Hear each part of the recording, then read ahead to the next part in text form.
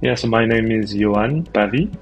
I am currently the CMO at Nude, which is a UK FinTech app for first-time home buyers to help them save for their first deposit, which is a big task. So we've got a dedicated app which provides a lifetime ISA account and a bunch of very cool features around it. And I've been there since January, a little bit longer as a consultant as well, and it's been great so far. Prior to that, some people know me from being quite early marketer at Deliveroo in the early days, and more recently at Depop. So I've been in the app ecosystem startup in London for quite a few years. Yeah, that's me.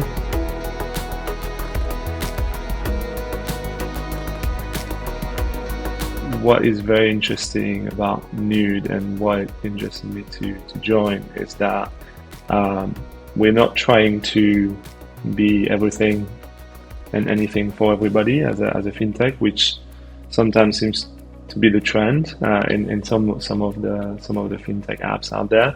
We really focus on first-time home buyers, which allows us to be quite specific when it comes to marketing and the features that we build around it. We're almost debundling what a fintech app is in the current market and going all in with one angle and one type of customer. So that's one of the reasons I joined.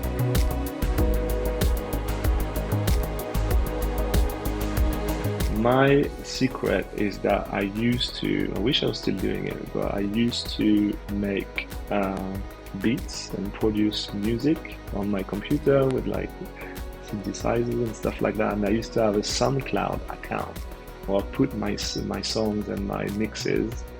If you can find my account and my music, I'll give you a gift. That's the challenge, but it's pretty hidden.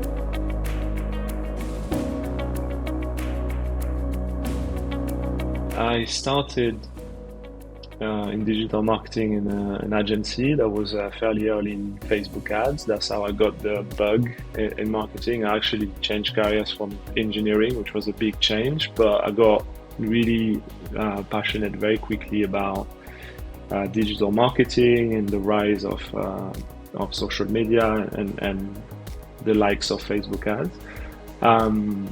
And I think I was kind of the right place, right time in that change in marketing, and I've been quite at the forefront of what was new.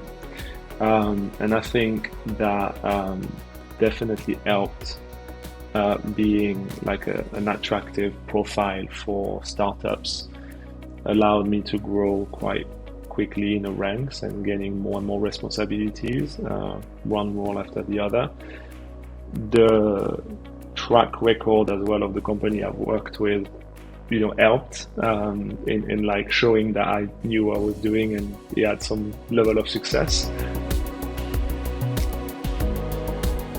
For me, a typical day is it varies a lot because of the nature of a startup. Strategy is a big word, but planning some tests and things we want to get answers and insights on. Budgeting, for the future, a little bit of team management as well, and growing a team over time can go quite fast in those early years. Like you go from zero to fairly significant numbers pretty quickly when things are successful, and that's just what I like as well, and that's why I kind of stay in the early phases of the company, because I do like to get my finger on the pulse. So a mixture of all of that. That's kind of my day, I would say.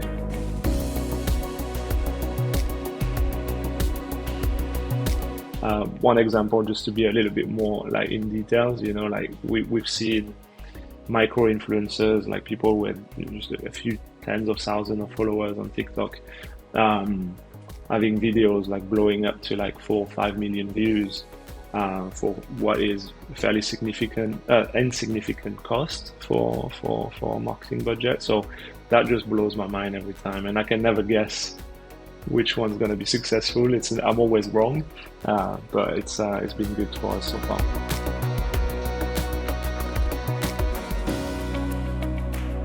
For me, a CMO in 2022 and beyond needs to be very curious about what's happening, whether it's on social or other channel.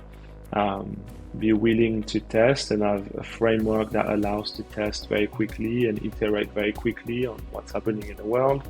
And then second, I would say, is understanding. It needs to be a much deeper understanding of what is performance or direct response and brand, and how those two work together.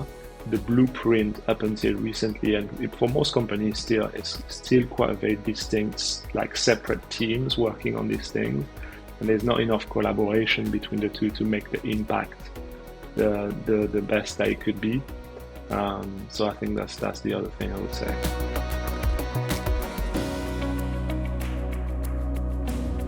I think my advice would be to really go deep in understanding social dynamics and social channels.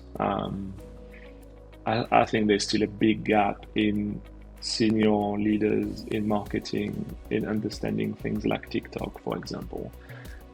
That would be my advice. Like, really go deep, do your learnings, like read about it, listen to podcasts, whatever it is you do. But try and get as close to what's happening right now as possible, like the rise of the creator economy, working with younger folks, and making sure you're extracting as much of the opportunity that is out there right now.